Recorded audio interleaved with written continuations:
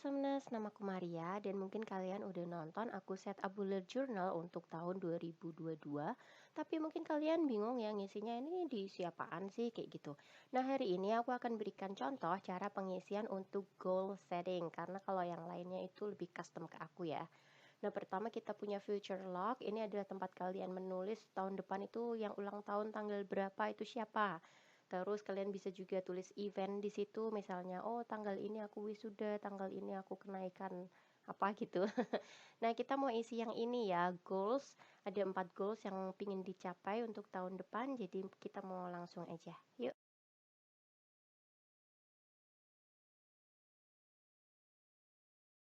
Tolong diperhatikan bahwa yang akan aku kasih ini adalah sekedar contoh ya, jadi kalian bisa sesuaikan dengan kebutuhan kalian sendiri. Aku bikin 2 bagian ya. Jadi yang pertama itu untuk kalian yang udah dewasa dan satunya lagi nanti bagian untuk yang anak sekolah. Nah, ini adalah contoh pertama untuk bagian keluarga. Di sini kalian bisa canangkan misalnya tamasya bersama keluarga 1 minggu 1 kali. Karena mungkin selama ini nggak pernah. Tamasya itu bisa loh di depan rumah diserambi gitu doang, tapi kalian bersama-sama. Atau misalnya kalian pingin ibadah bersama, itu juga bisa dilakukan. Bisa kalian sesuaikan dengan keinginan atau goalnya. Dan yang ketiga kalian bisa misalnya nih, ada keluarga kalian yang tidak di dalam satu kota sama kalian, mungkin bahkan di luar negeri, coba deh telepon kalau mungkin jarang banget teleponan ya. Jadi yang udah sering dibikin lebih sering lagi, atau yang enggak pernah nih, sekali-sekali deh telepon, kalian pasti seneng dan mereka juga pasti seneng kok diperhatiin. Tapi Kak, aku udah melakukan itu semua. Aku mau yang lain dong, misalnya bikinin kado sendiri, handmade. Ya boleh aja, terserah kalian kok. Ini cuma contoh aja. Oke, yuk kita lanjut ya. Selanjutnya untuk financial goals ini terutama kalau aku tuh nabungnya 20 ribuan ya. Jadi ini pura-puranya kayak gitu. Jadi kita akan memiliki tabungan 4 jutaan tambahan ya dari uang 20 ribuan itu. Dan ini kalau nggak kecapai 4 juta misalnya gitu ya nggak apa-apa gitu. Yang penting kita udah sedikit lebih kaya daripada sebelumnya ya kan. Terus goal yang kedua misalnya kalian punya hutang, kalian lunasin dulu deh.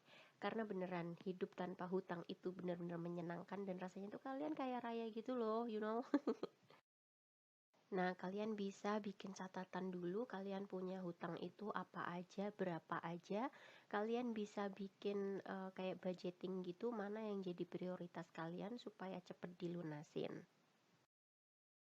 Nah, kalau kalian nggak punya utang, pasti mau beli-beli apa aja, itu jadi lebih enak hidupnya.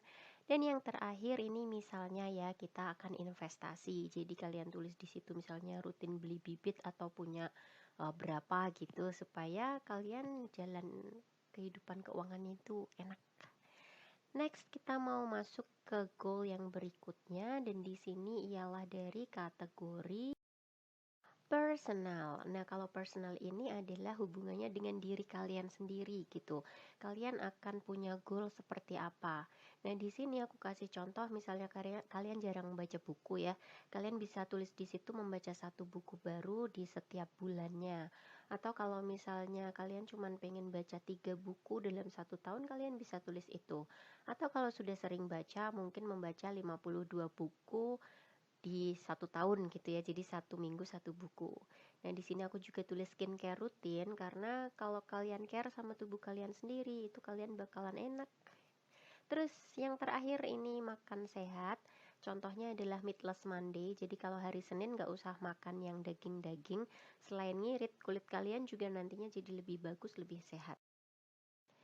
Dan yang nggak boleh lupa adalah berolahraga. Kalau kalian nggak pernah, tambahin deh dikit-dikit. Mungkin cuman squat 5 kali, atau push up 5 kali, atau apa kayak stretching gitu.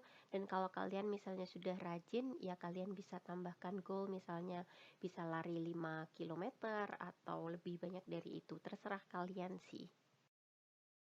Nah, jangan lupa juga misalnya kalian bermeditasi, itu juga adalah salah satu cara untuk bikin personal kalian itu jauh lebih baik daripada yang kemarin. Yuk kita mau lanjut lagi ya. Dan ini adalah yang terakhir untuk kategori work atau pekerjaan. Nah, ini menarik karena nanti ada yang untuk pelajar ya, jadi pekerjaan nggak kerja dong, tapi jadinya misalnya school life atau college life. Nah, di sini misalnya kita adalah pegawai mediocre ya, yang di tengah-tengah gitu, bagus sekali enggak, jelek tapi juga enggak gitu. Mungkin kita bisa mencanangkan untuk menjadi pegawai di bulan itu, pegawai terbaiknya misalnya gitu. Kalau mungkin belum pernah ya satu kali aja nggak apa-apa. Atau misalnya ini mungkin udah pernah beberapa kali, kali ini tahun 2022 aku mau 6 kali ah gitu. Nah, dicanangkan aja. Terus misalnya kalian punya project pribadi, kalian mungkin perlu membutuhkan piye to meh ngomong apa? Mungkin kalian membutuhkan website pribadi gitu. Jadi kalian bisa bikin ini sebagai goal dan mungkin kalau kalian punya bisnis sampingan kayak misalnya MLM atau apa ya, kalian bisa misalnya mencapai peringkat diamond misalnya atau director atau apalah aku juga nggak ngerti ya. Jadi kalian canangkan sendiri sesuai dengan kebutuhan kalian. Nah, itu tadi adalah contoh-contohnya untuk kita yang sudah berusia dewasa. Sekarang kita mau masuk ke kalian yang usia sekolah ya. Yuk, langsung aja. Untuk kategori keluarga, kalian bisa nih misalnya, aku mau membantu orang tuaku untuk membersihkan rumah, misalnya nyapu kayak atau apa gitu. Nah, kalian bisa canangkan misalnya nggak pernah sama sekali, kali ini kalian bikin mungkin seminggu 2 kali aja atau gimana kayak kalian ya yang bisa menentukan. Terus misalnya kalian mau pergi atau kalian pulang dari mana gitu, kalian kasih salam. Karena aku notice ternyata ada juga beberapa keluarga yang nggak melakukan ini. Nah, aku rasa sih orang tua manapun pasti seneng kalau anaknya datang atau pergi itu pamit mungkin atau mengucap salam, aku pulang ma gitu. Wah, mereka pasti seneng banget sih. Terus yang ketiga juga misalnya kalian tiap hari berantem entah sama kakak apa adik apa sepupu nggak ngerti ya. Nah, kalian mungkin bisa mencanangkan aku nggak mau berantem ah capek gitu. Cuman ya mungkin emang ada aja ya perhara rumah tangga tapi ya sebisa mungkin kalian juga belajar sabar. Nah, yang keempat adalah menurut sama nasihat orang tua. Kita kan sudah bisa memilah ya, nasihat mana yang baik yang bisa kita ikutin dan mana yang enggak gitu. Nah, kalau nasihatnya baik, sebaiknya ya kita ikutin aja karena biasanya orang tua itu tahu yang terbaik untuk anak-anaknya. Sekali lagi, ini cuman ide ya. Kalian bisa tetap mencanangkannya sesuai dengan kebutuhan kalian sendiri. Nah, kalau sudah kita mau ke kategori berikutnya yaitu finance. Mungkin kalian bingung ya financial, kan aku masih sekolah, Kak. Nah, tetap bisa kok. Mari kita cari tahu atau ide apa sih yang bisa kita lakukan. Untuk pelajar, kalian kan mungkin punya uang saku ya, jadi kalian bisa menyisihkannya. Nah, ini mungkin kalau kalian nggak bawa uang saku, kalian bisa melakukannya dengan cara bawa bekal aja dari rumah. Misalnya kalian sudah pertemuan tatap muka ya, tapi kalau memang belum, ya udah makan di rumah, jangan kebanyakan jajan di luar. Nah, kaitannya sama poin yang nomor 2 ini nih. Misalnya kalian sering banget minta jajan di toko bla bla bla. Kalian rem dulu deh. Jangan kebanyakan jajan ya. Jadi uangnya ditabung aja. Atau kalau misalnya kalian nggak minta jajan sama orang tua kalian nanti bakalan punya uang lebih. Mungkin untuk tamasya atau mungkin untuk makan mewah, lebih mewah dari biasanya misalnya. Aku nggak ngerti juga ya. Dan ini bisa kalian akalin sendiri kok. Atau kalau kalian punya mainan yang banyak banget dan menu-menuin tempat, kalian bisa pilihin tuh mana yang masih bagus, kalian bisa jual. Minta tolong aja sama kakak kalian atau orang tua kalian. Ini masih bagus nih, dijual aja deh buat tambahan tabungan kita. Nah, seru kan? Atau mungkin kalian bisa menjual sesuatu dari skill atau keahlian kalian. Bisa jadi, coba sini ada yang punya ide nggak kalian komen di bawah ya. Kita mau lanjut ke personal. Nah, ini untuk kepentingan kita pribadi ya. Anak SD mah ngapain, Kak? Ada kok idenya. Contohnya nih, merapikan tempat tidur kita setiap hari setelah bangun tidur. Sebenarnya kalau kamar kalian itu sudah rapi, sebenarnya untuk ngerapiin itu cuma butuh 1 sampai 2 menit aja. Nah, kalau kamar kalian memang belum rapi sama sekali, kalian harus menyisihkan 1 hari tuh untuk benar-benar beresin tempat tidurnya kalian. Nah, kan bentar lagi libur nih, bisa ya rapi-rapi kamar. Yuk, bisa yuk. Dan yang kedua misalnya nih, kalian suka banget sama Korea-Koreaan nih. Kalian belajar bahasa asing dengan lebih serius. Ini bisa bahasa apa aja ya, mungkin bahasa Bali atau gimana, bisa jadi kok. Nah, terus yang ketiga ini kalian juga bisa belajar bermain musik. Ini cuman contoh ya.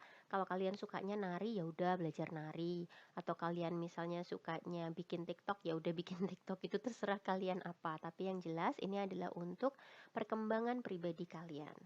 Kita mau lanjut lagi untuk yang terakhir, yaitu adalah kategori pekerjaan. Karena kalian itu adalah pelajar, jadi ya kerjaannya ada hubungannya dengan sekolah ya. Ini misalnya nih naik peringkat 2 peringkat misalnya gitu. Kemarin mungkin ranking 7, aku mau jadi ranking 5 gitu. Nah, kita tingkatkan sendiri nih caranya gimana. Kita nanti bisa bahas di video berikutnya. Oh, I don't know. Nggak janji ya. Oke, lanjut lagi. Karena sekarang kan serba ketik mengetik ya, mungkin tulisan kalian jadi agak nggak rapi gitu. Nah, kalian bisa canangkan nih, aku mau belajar menulis yang rapi. Caranya gimana? Oh, nontonin playlistnya Kak Maria aja. Kebetulan aku punya nih satu playlist yang isinya untuk menulis rapi. Kalian bisa check out di atas atau di description box. Terus misalnya nih, karena sekarang kan ketik mengetik tuh, aku tapi mau belajar mengetik yang 10 jari Kak, yang benar-benar kayak profesional gitu. Ya udah belajar aja. Atau misalnya nih, kalian selalu aja telat ngumpulin tugas, untuk tahun depan kalian bisa mencanangkan untuk selalu menyerahkan tugas tepat pada waktunya. Jangan mepet-mepet ya. Nah, itu tadi adalah contoh-contoh caranya kita untuk mengisi goals untuk tahun depan. Kalian bisa variasikan sendiri sesuai dengan kebutuhan kalian. Thank you so much for watching and I wish you good luck for the new year. Semoga kalian mendapatkan rezeki dan berkat yang melimpah di tahun depan ya. Sampai ketemu lagi. Dah.